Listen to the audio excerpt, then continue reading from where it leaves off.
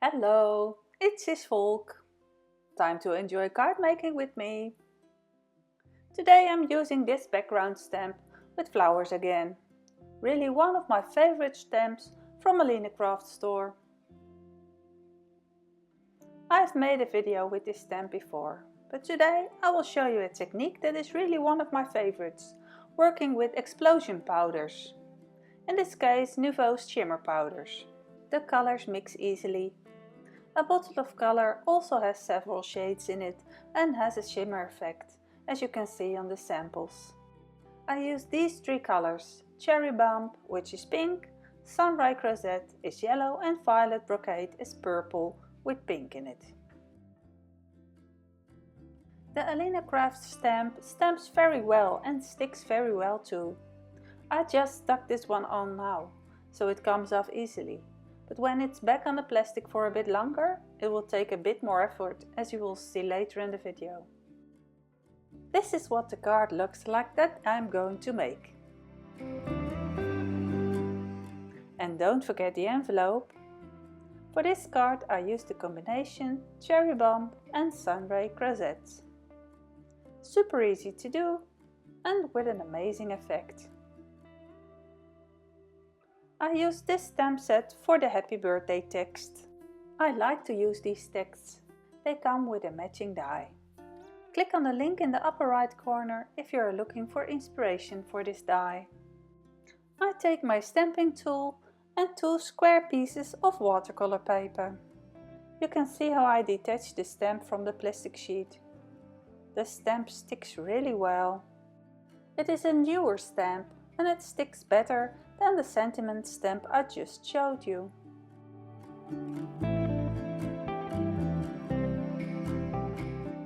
I mask the edges of a piece of watercolor paper with washi tape and at the same time attach it to my stamping tool. I try to cover the edges equally on all sides. I make the watercolor paper anti-static with talcum powder before I stamp with Versamark ink. Alina also sells similar ink. I will put the links for the products in the text below the video. For these cards I emboss with white embossing powder. Not transparent but white. I have put a T and a W on the lid of the embossing powder, because sometimes I find it hard to tell them apart.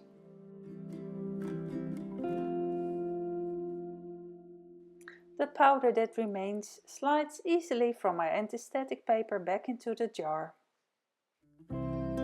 Make sure you emboss the whole panel and don't skip any spots. If you look closely, you can see that the parts that are not properly embossed are still matte in color. Once again, I make sure that the edges of the washi tape stick well. The heat tool made it a bit loose. First I use the combination Cherry Bomb with Sunray Crozette and I carefully sprinkle a tiny bit of powder on the card. I try to put the yellow in the hearts of the flowers as much as possible. The pink I sprinkle as much as possible over the petals.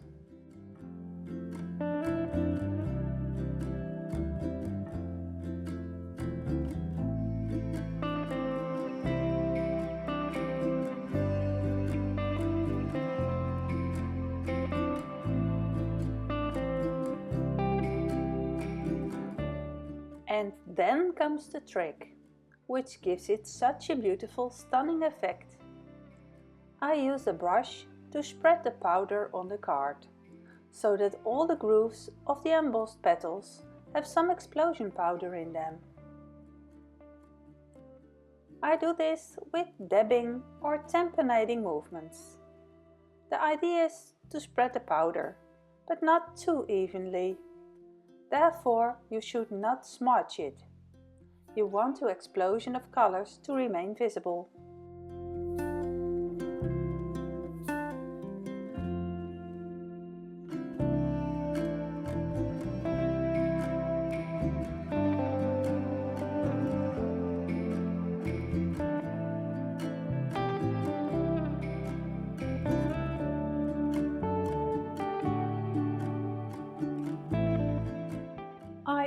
a bit more powder so that there is powder everywhere. But as you can see, it's minimal. A very small amount of powder will give you a lot of color. If you sprinkle too much powder, the result will be too intense and therefore less beautiful.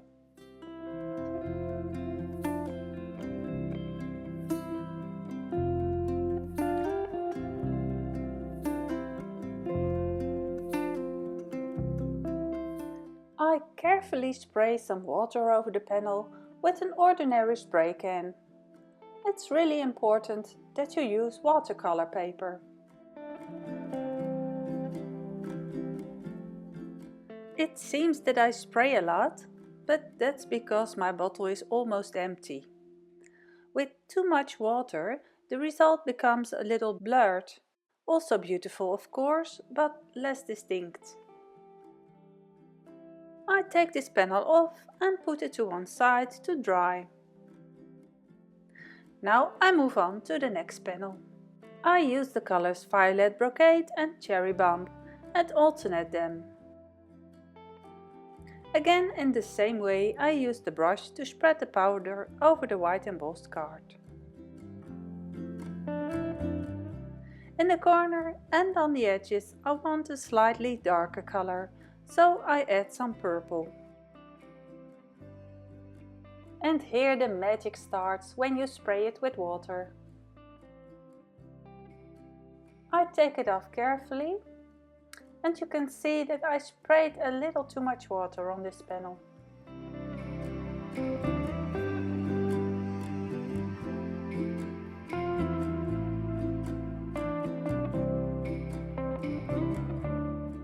I use a tissue to dab off the excess water.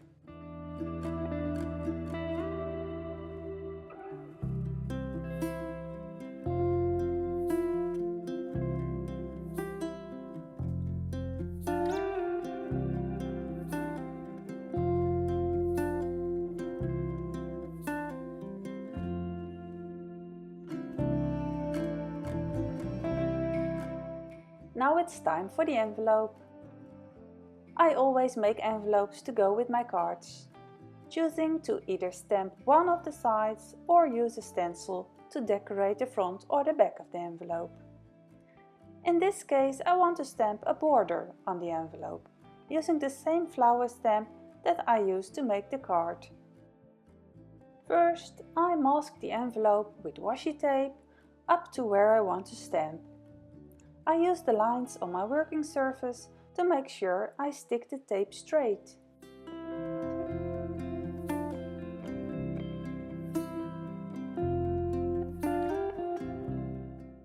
I discovered the technique I am about to show you myself. I'm about to stamp and even inblend with the explosion powders. Sprinkle some Nouveau shimmer powder on the Tim Holtz non-stick mat from Tonic Studios. Sprinkle both colors on the non-stick mat and spread them again with a brush and a dabbing motion like you also did on the card panel. You might also use a piece of plastic for this if you don't have this non-stick mat, but I haven't tried it yet if this works with the same result on plastic. Okay, now spray a little water on the powder and dab away large drops of water.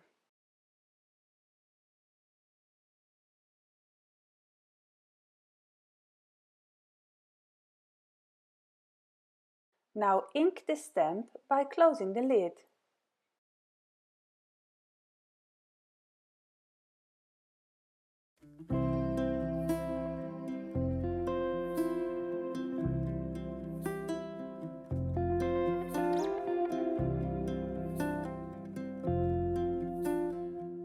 And then stamp on the envelope.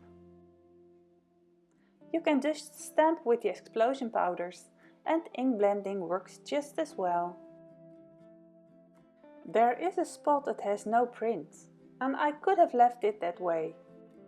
But anyway, I am stamping again, and I regret that a little. The place that used some more ink did not get enough ink, and other parts got too wet. That's always a pity when using just normal paper instead of watercolor paper.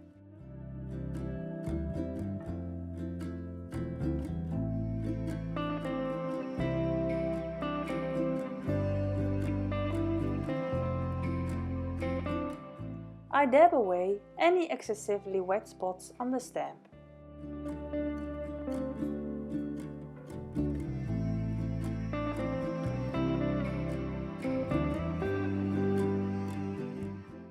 I like the way it looks now, but I will show you later how you can step it up a bit. Now I am going for another matching envelope. I also cover this envelope with washi tape. Then I protect the envelope with a piece of leftover paper.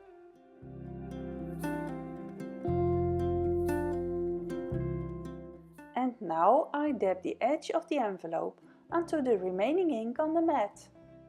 The mat should be damp, but not too wet. You can see the difference with an almost dry mat and when I sprayed some extra water on it.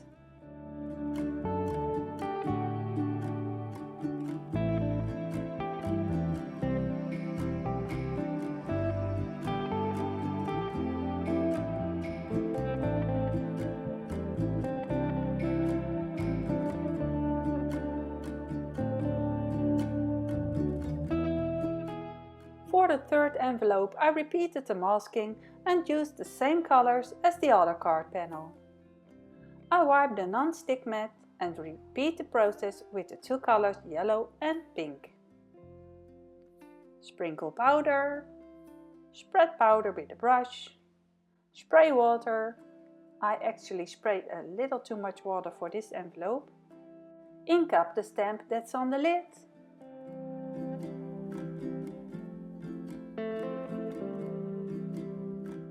Dab away the excess water on the stamp. And stamp.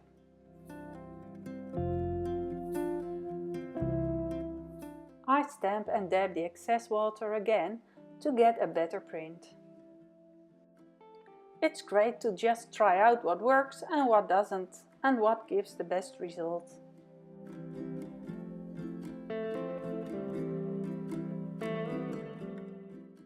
I dry the envelope with the heating tool. Feel if it is dry now. And then I'm going to ink blend with the remaining ink on the mat. I take some ink in a blending brush and make circular movements on the envelope. With this I give it a background color.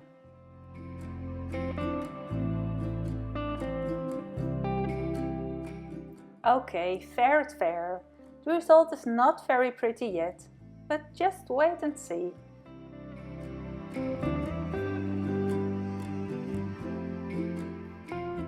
I am going to stamp the envelope again with Versamark ink. Not in the same place as the last time, that's important. And then sprinkle it with white embossing powder.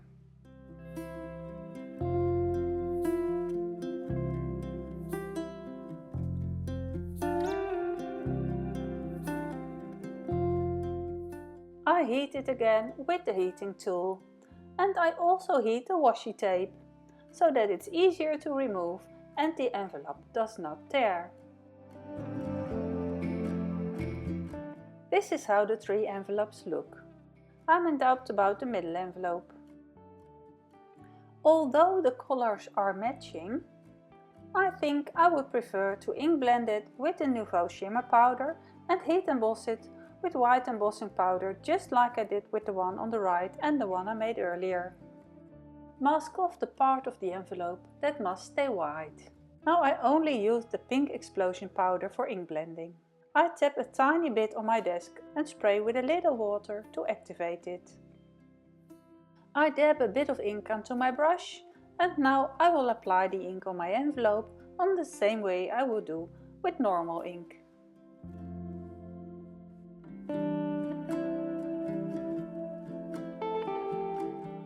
Check before you stamp that the flowers are not exactly in the same place And don't forget to use your anti-static powder tool before stamping.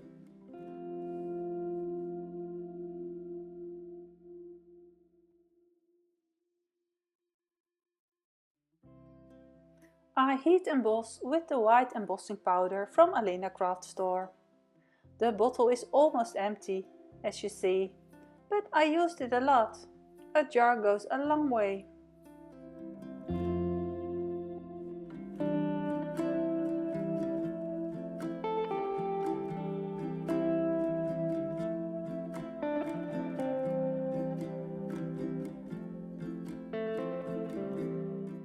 Use the heating tool to remove the washi tape. This makes it easier and prevents you from tearing the paper.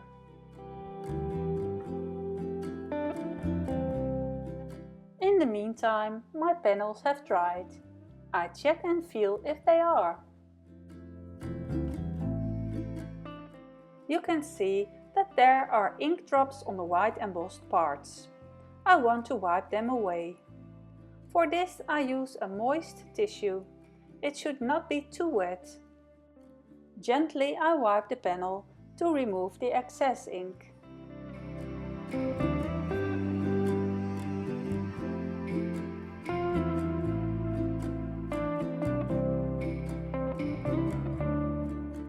I keep taking a clean piece of tissue to wipe away the excess ink. You could also do this with a baby wipe.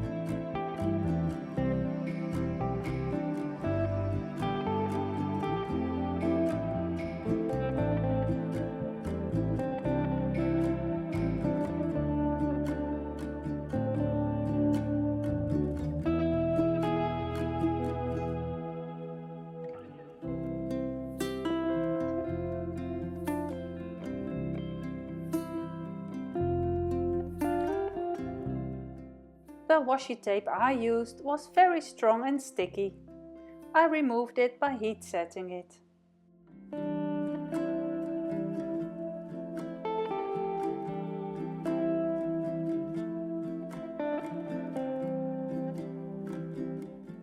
I now stamp the text.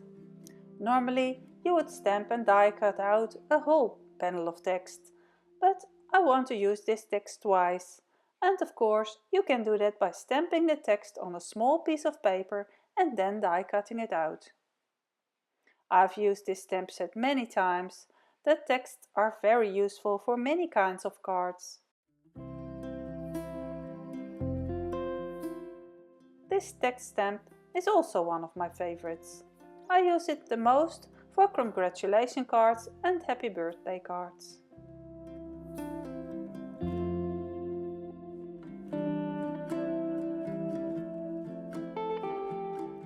I stamp with Alina's black archival ink. It gives a nice sharp result with these thin letters. You can also heat emboss with this ink.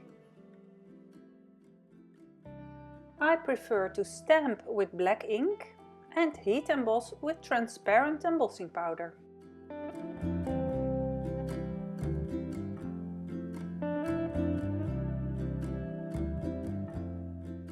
I flattened my panels and envelopes a bit between white paper and two plates, on which I had placed a heavy tray. Unfortunately, I now discover that the washi tape that I used left a layer of glue on the card panel, so I would have been better off using a different tape. Fortunately, I can remove the adhesive layer by erasing it with an ordinary pencil eraser. Fortunately, I also managed to erase the glue edge of the envelopes. If I had used masking tape, it wouldn't have been a problem. I found pattern paper in my stash that fits perfectly as a card base behind the panels. I could of course have used plain white paper or even white paper that I could ink blend with the same color explosion powder at the edges. You see the envelopes match perfectly. I cut the text strips straight. Note how I stick the panel on the card. This way you have control over where you stick it and still have some room to move around before you stick the edges and remove the backing tape.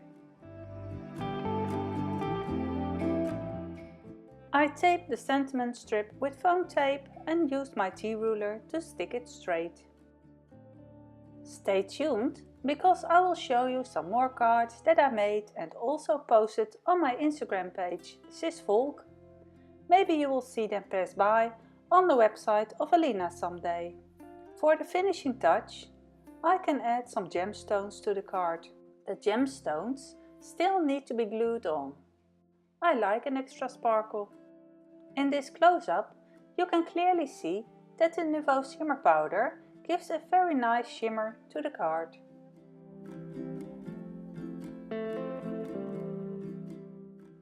Here I would like to show you an extra card.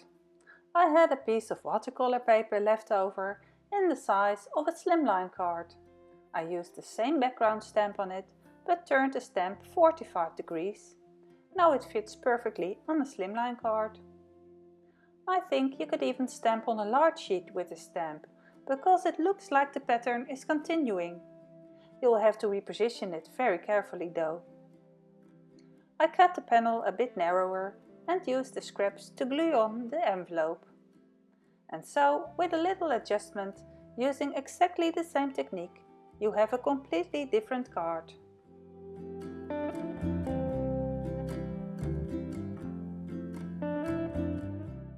Here I want to show you a card where I used the same technique. I used the mandala background stamp from AlinaCraft store. I stamped and heat embossed with white embossing powder. On this card I did not wipe away the drops. I thought the colored dots would fit nicely as they are. You can see that I have stamped on the envelope with the same stamp and a very small amount of moistened shimmer powder. With a black text strip, it finishes off the card nicely. I used the colors Cherry Bomb, Violet Brocade and Falling Leaves. And I used the same mandala background stamp for the next card too. I will link the stamp in the description below this video. Check out all my cards on Instagram. New cards will be posted there first. You can also follow me on Facebook and Pinterest. I hope you will follow me on my YouTube channel. It will help me to make more cards for Alina. The products I used to make this card are described in the description below. When you use my links, I get a small commission for them that costs you nothing extra. Don't forget to use the coupon code from Alina's shop that is still valid for this stamp. You can find this code on my own YouTube channel Cisvolk in the description below the video.